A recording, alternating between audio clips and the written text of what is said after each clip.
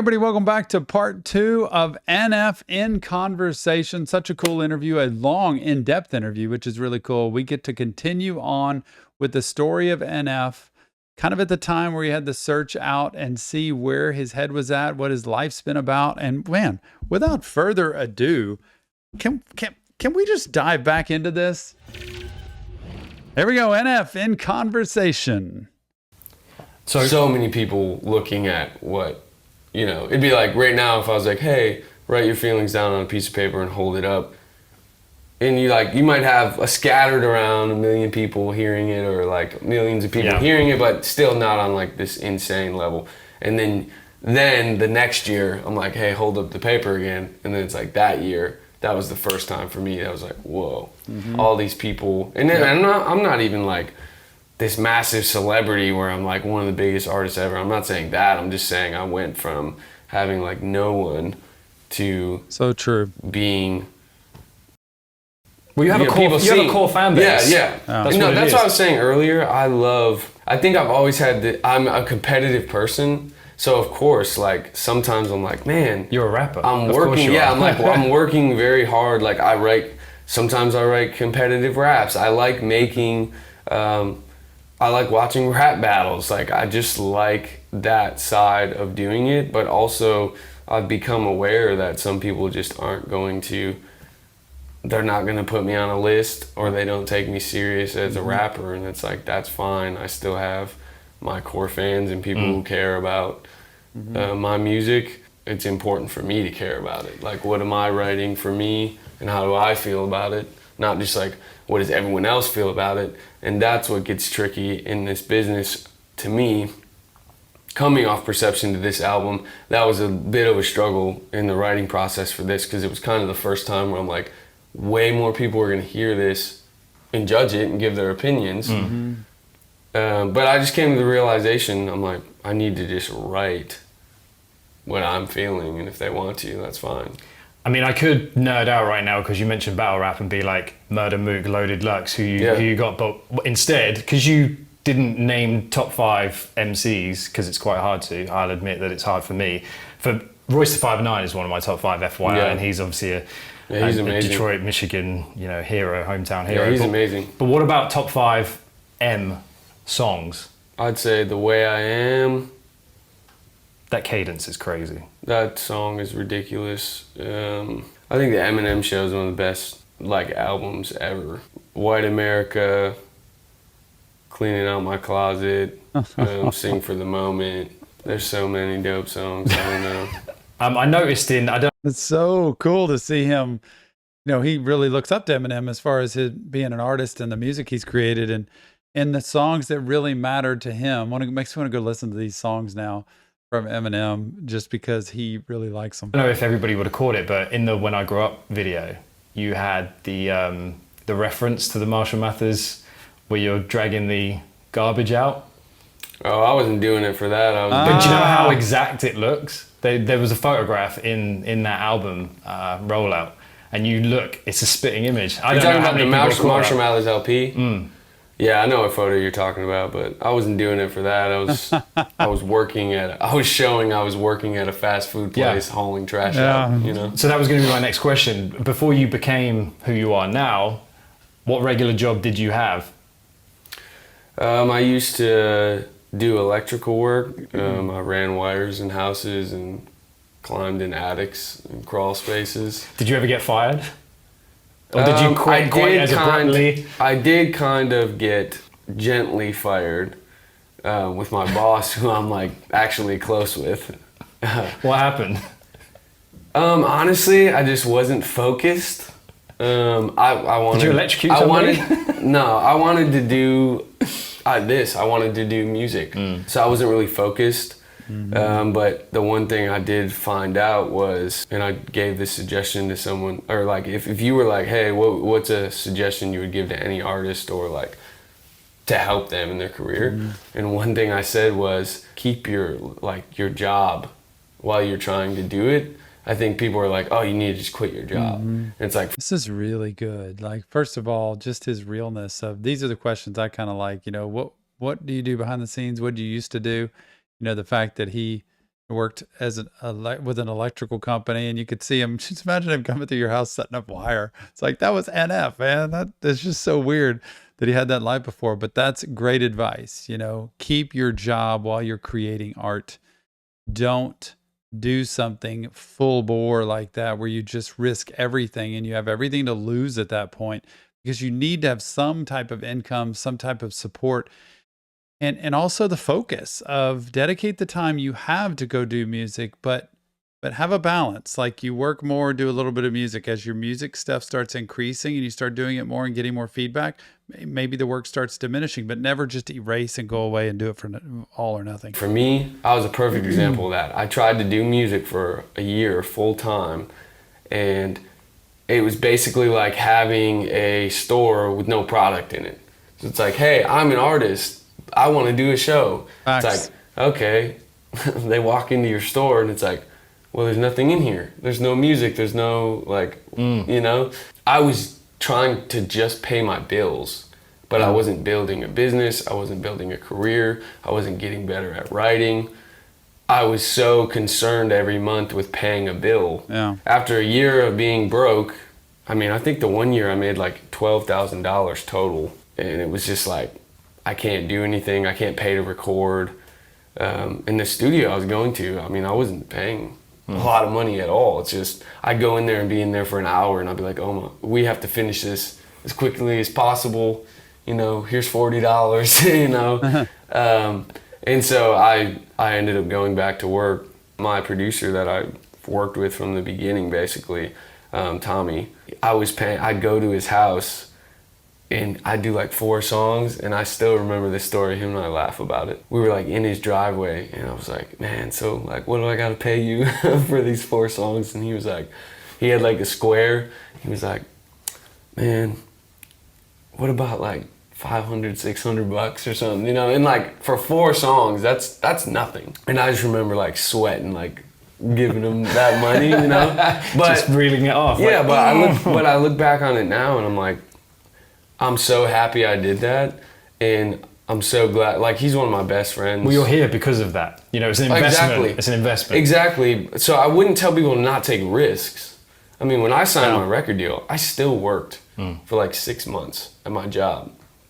And it's because I was like, I don't want to get in the same position again, where it's like, if something goes wrong, I don't want to not be able to pay Tommy or pay someone to keep recording music, because that's always been my biggest marketing tool, is the actual product of being like, hey, no, if you actually listen to this, you might like it.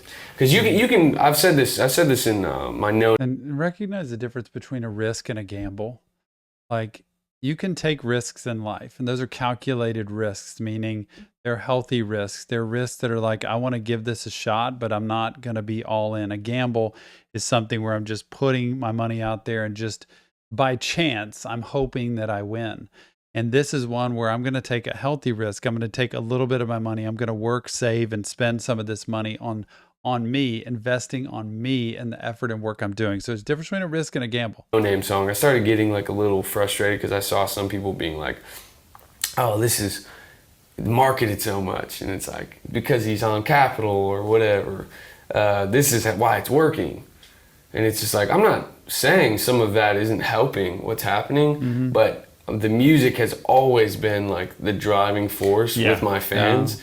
And they've always been so like connected to the music. It's the front-facing thing. It's what represents who you are. It's like people think, sometimes the outside appearance is always interesting to me because I'm so in it. I see the numbers, I see the business. I'm, me and my wife run our online store. Like, we know how things work. We know how the shows work, and all the stuff like that. So sometimes it's so interesting to me. It goes back to the underdog thing. I think sometimes people don't realize like how big the fan base is now. The truth is, I'm still going out on a tour where most, if not all the dates, a lot of times have been sold out, and it just keeps growing. And I understand that someday that may not be the case, but I'd rather love or try to learn to love what I'm doing and get better at my craft and keep putting out music for people that want to listen to it than try to cater to everyone who like doesn't want to listen to it. I have to There say you go. shout out to Tommy, by the way, because the production, especially on The Search, was what really like grabbed me, because it's so crystal clear. It's so incredible, crisp. man. It's so salute to Tommy. Well, he's also, there's a few friends that I worked on an album with. My friend Cole, he goes by Saint X. And then Tommy, of course. Tommy's like my go-to for like all the vocals and most of the stuff. Then there's a couple other songs, David Garcia and a guy named Cameron that helped. But Tommy probably does like 80%.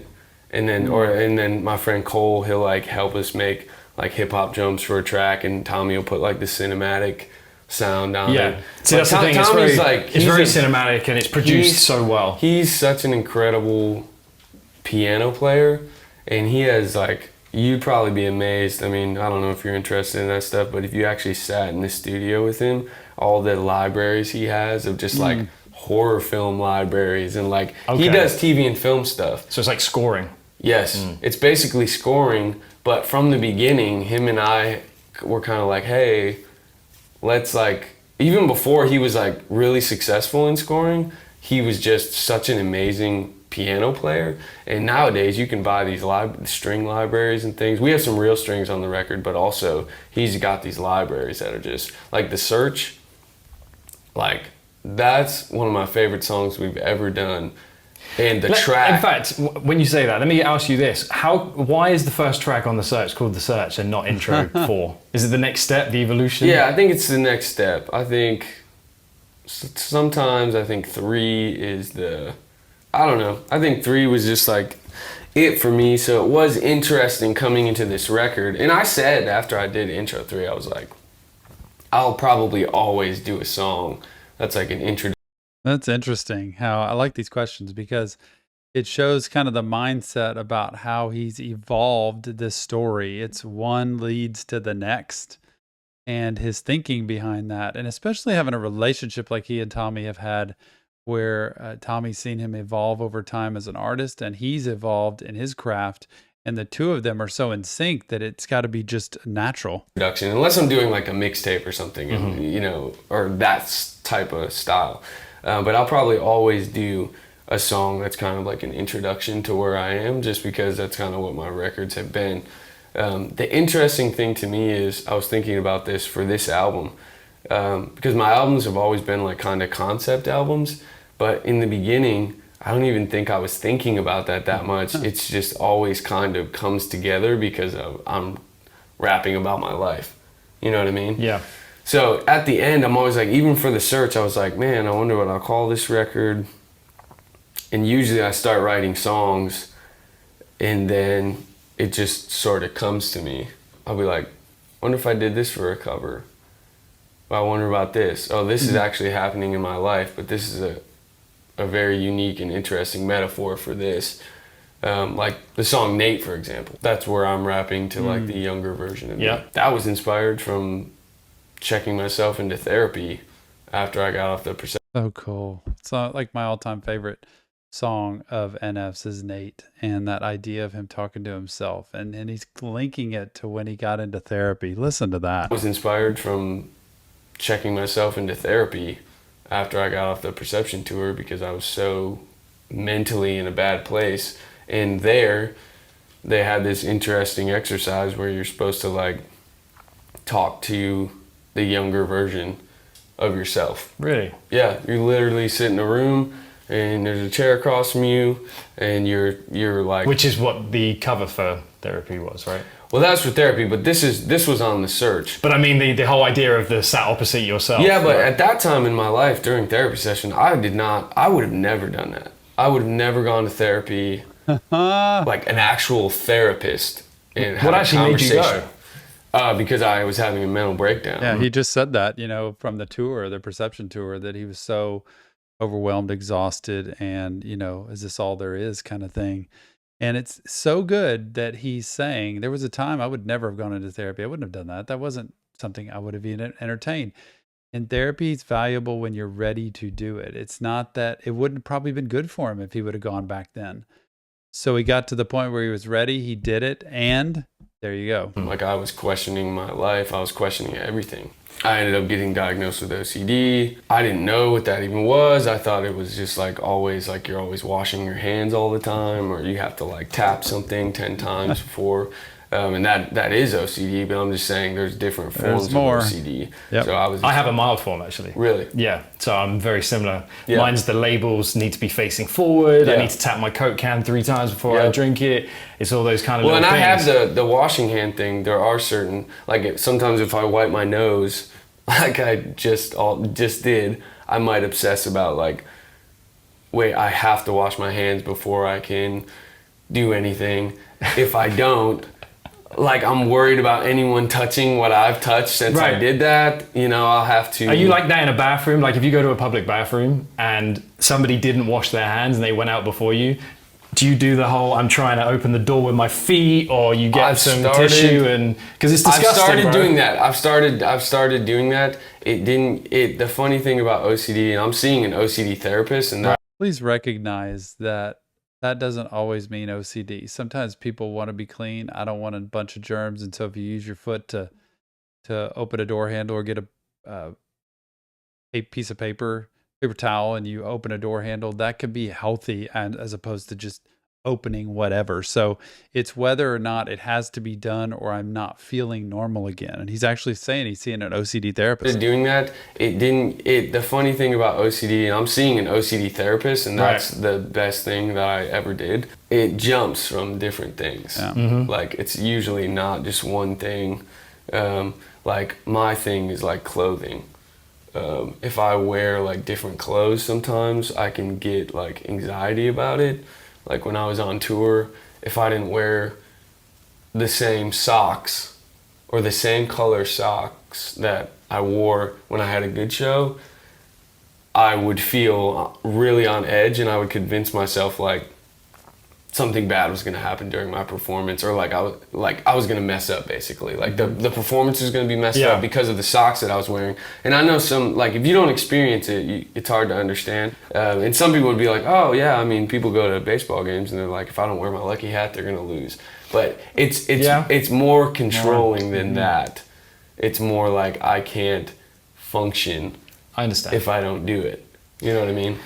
Okay, so let me ask you something else about. So first of all, when did you find God? Because obviously people talk about the fact that you're a Christian rapper, and obviously you do very well on Christian charts. Were you born into it through family, or did you find it later on in life? I was born into it. I grew up in church. My grandpa was a pastor. But honestly, man, I feel like for the longest time I've been like I don't really like talk to God that much. Just over the past couple years, I probably realized it even more. See him contemplating there, like he's just thinking about it, and I think he does a lot of introspection, a lot of realization about himself, very transparent, very vulnerable, and very honest about himself. But do you have to? Well, I think nobody has to do anything. But I mean, if you believe, surely he listens to you whenever you need him. I believe there's a God 100%. I think a lot of people do. There's a lot of artists and a lot of people that talk about God in their music all the time. The way that I feel about... Very interesting how this guy says, do you have to? I'm wondering if he's a believer at all, because as a believer, absolutely, I need to have direct connection and relationship to God. It's not about just God watches me. He already knows what I'm going to do. God already knows everything. It's whether or not we are seeking the connection with him, whether or not we're seeking the relationship with him. So a lot of times people who aren't believers in God will be like, what's the point? Well, the point is the relationship. Do you talk to your parents? Like when you grow up and you're a child, do you want to see your parents? Do you want to talk to them? Do you want them to say, I love you? Do you want to tell them how you feel about that? Yes, you seek that relationship. The relationship with God is very similar. We are here to seek him. And I think that's what Nate is saying here is I just feel bad because I kind of put that to the side and I don't prioritize it maybe as much as I should, because so many people who believe will say, when I'm in sync with God, when I'm in direct relationship with him, talking to him, my life ends up correlating to that and getting better. Myself, or I don't know, the way I thought about God growing up, kind of, I don't blame this on God. I think myself sometimes, I just don't do it. You know, Right. I just don't talk to God. And if you believe there's a God, I don't know why it would be weird, why I wouldn't. Yeah. Sometimes, like in the most desperate times in my life, I think sometimes I go to God and then I kind of feel guilty about it, Yeah. you know, because I'm like, why do I only do it when I feel this way, Yeah. you know? So it's, I mean, it's such an interesting thing. I remember when I was young, and I don't know if you believe in God or whatever, but when I was young, No response. because I was brought up in church, I actually went through a stage in my life where I was like, I don't even know if God's real. you rebel. So that's what I was about to say. I'm a Yeah. very spiritual person, Yeah. but I was raised in the church and was forced to go to Sunday school and Yeah. things like that, and I rebelled. Yeah. But then I realized that God, or whatever you choose to believe, Yeah, is yeah. actually in you. So you choose to, pray. Interesting. He's given a different definition, which is fine for him. Like, it's okay to be spiritual. Lots of people are spiritual. It's a different thing. And I think that's what Nate is saying here is a belief in God as the ultimate creator of everything is different than a higher power, like a 12-step program would say, or an entity or a spirit that's there because when he says it's in you, what he's kind of saying is, so we are all God in a way. So we are with ourselves. And I think the difference with anybody being a Christian or anybody believing in God is, no, God is the ultimate power, authority, and the one who is over all of us. And so it is outside of us. His spirit might live within us, the Holy Spirit, but he is someone that we have to seek out. And so it's a little bit different. You could see how they have different belief systems. I think it's Whatever you very- want, believe in what you want, Yeah. feel how you want to feel. I think it's very confusing, and I also was just like very judgmental from it. Like I became like, just, not to go into it too much, but I was just a very judgmental person. And I think that kind of made me, even of myself, kind of like, what's wrong? Like, why do I think this, or why is this way? And like I was saying, I didn't believe. I went through a stage where I was like, well, I don't even know if God's real. Which I think is normal. I think it's God ain't real. Real isn't. It's in his lines. And he does believe that. But he went through a stage. Jill and I used to teach Bible class in the church we were in for high schoolers when our children were younger. They weren't even high schoolers at that point. And I remember talking to so many teenagers who that's such a common natural thing. Like that, nobody should feel bad about that. Questioning, is God real? I don't know if this exists, because you haven't had the life experience to even know how to make that decision for yourself. And now he's saying, I've been through enough life experience that I can decide whether or not it's real. But I love that line. And I think it's Nick's favorite line. If God ain't real, real isn't. Like, so if God's not real, there isn't real. if you really sit down, like I think I said earlier, I'm a deep thinker, which sometimes gets me in trouble. When you're because alone with I'll your go- thoughts. Yeah, like sometimes it gets me in trouble, and this is just one area, but sometimes I'll sit around, man, and I'll just think about, well, what is the earth, and how did this get here, and like that's the way I think. I think in detail about things.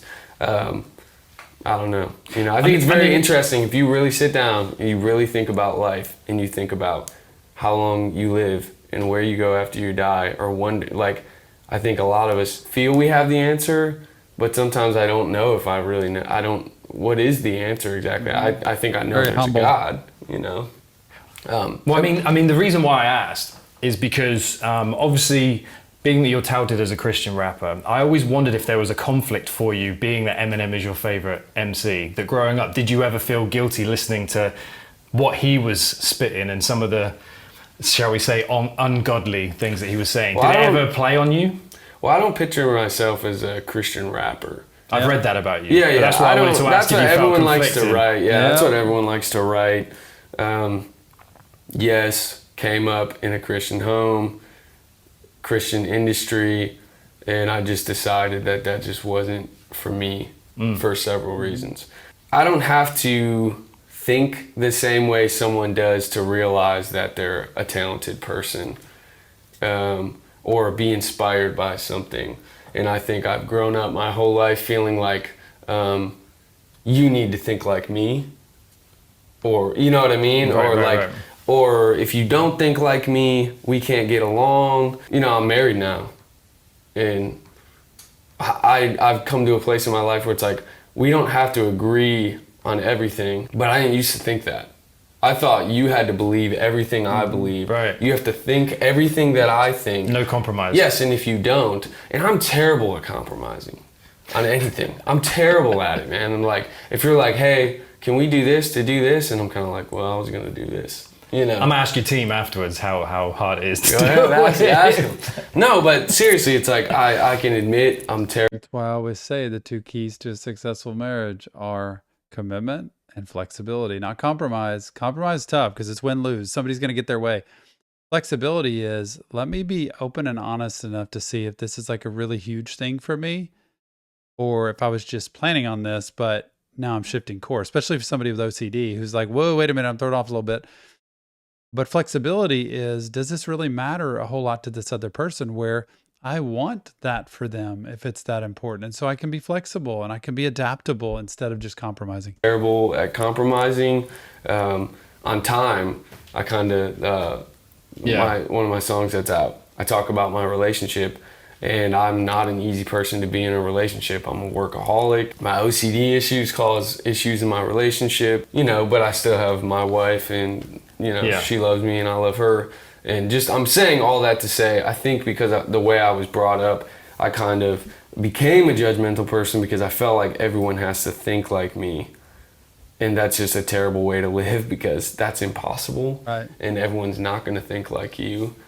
But that's okay. I think realizing that that's okay, and I think that's what a lot of people struggle with nowadays, is we think we all have to think the same. And it's just not possible. Like, if you were just sitting right here and you're like, well, I don't believe there's a God. It's like, okay. Yeah. You know, we can have a conversation about it. We can have an adult conversation. Yeah, it's like, you know, you don't have to believe what I believe. I don't have to believe what you believe. But we can still be cool. But we can still be cool. It's great when you can have conversations, and I think people... That's really key, y'all, that you can still care about each other, have conversations, interact with each other, and live life amongst each other, even though you have different beliefs. Have started getting away from that now, and it's like not even just about God.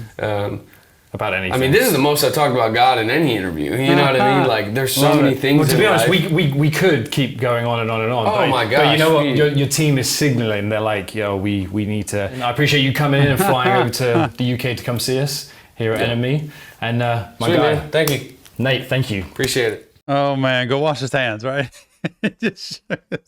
I know that's probably the first thing that he's gonna do. That is so good, you know, to hear NF in conversation. What a great interview. It really was good. And they were both very honest. And the interviewer very good at the questions he had. He had very specific questions, some about the past, the present, the future, spiritual beliefs, which is so cool that that NF said is the most he talked about God. And then the guy put in the combination of Eminem. And I believe that you don't have to... Just because you listen to Eminem doesn't mean now you're not a good Christian. That doesn't work that way. But such a good interview. And thanks for being here and watching this with me. More to come with different interviews of different artists. And hopefully we are doing that with NF one day. That would be amazing. If you want more content, private live streams, go to Patreon or YouTube and subscribe to the Reaction Therapy podcast channel. Leave us your comments, feedback, insight. Let us know what other interviews might be really cool to check out. And we'll see you on the next Reaction Therapy podcast.